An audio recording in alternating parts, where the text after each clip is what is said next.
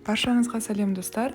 Бүгін сіздерге кереметтей қазақтың ұлттық тәттісі женттің жасалу жолын көрсететін боламын. Еш қиындығы жоқ, сондай керемет, өз формасын ұстап тұратын және ауызға салғанда еріп кететіндей жұмсақ болып шығатын рецептісімен бөлісетін боламын. Барлық ингредиенттер төменде көрсетілген.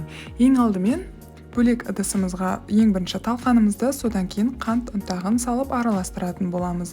Достар, міндетті түрде қант ұнтағын пайдаланыңыз, себебі шекер ерімейтін болады, ішінде үлкен түйіршік түрінде жүреді. Содан кейін бөлме температурасындағы жұп-жұмсақ болып тұрған сары майымызды саламыз. Одан кейін мьотымызды, яғни балымызды қосып, жақсылап араластыратын боламыз. Егер де сізде пайдаланатын балыңыздың консистенциясы қою, араласуға ыңғайсыз болатын болса, ыстық суға немесе микроволновкаға 1 минутқа жетер-жетпес уақытқа салып алсаңыз сұйылады. Содан кейін барып қосып, жақсылап араластырып, қолдың көмегімен керекті консистенциямызға келтіріп аламыз. Мінекей, керекті қоспамыз дайын болды. Енді осыны арнайы силиконды формаға орналастырамыз қасықтың көмегімен. Достар, міндетті түрде осындай форманың болуы шарт емес. Қолдың көмегімен шарик тәріздес немесе арнайы мұз қатыратын, морозильникте, тоңазытқышта тұратын ыдыстар болады ғой. Соған да салып, керекті формаға келтіріп алсаңыз болады. Мінекей, формамызға салып орналастырдық. Енді өз формасын сақтау үшін 30 минуттай тоңазытқышқа салып алатын боламыз. Қалған бөлігін осындай шарик тәріздес етіп жасадым. Бұны да жарты сағатқа тоңазытқышқа жібердім. Енді шоколадты қоспамызды дайындаймыз. Ол үшін мен Қазақстан шоколадын алдым.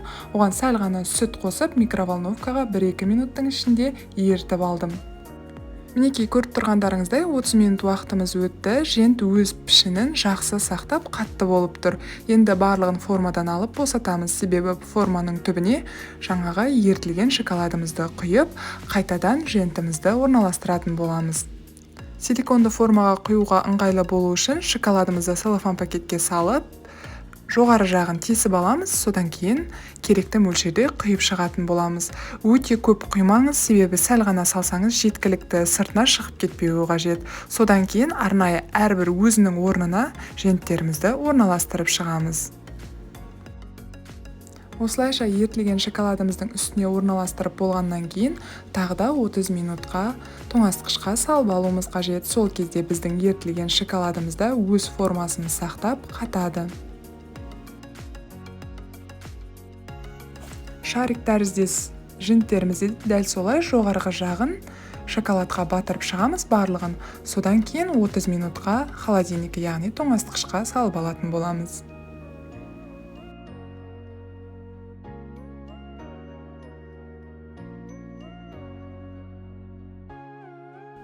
Мінекей достар, қандай керемет, көздің жауын алатындай әп-әдемі болып шығады.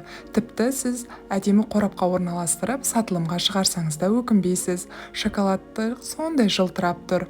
Дәмі керемет, ауызға салған бойда еріп кетеді. Сіз де жасап көріңіз.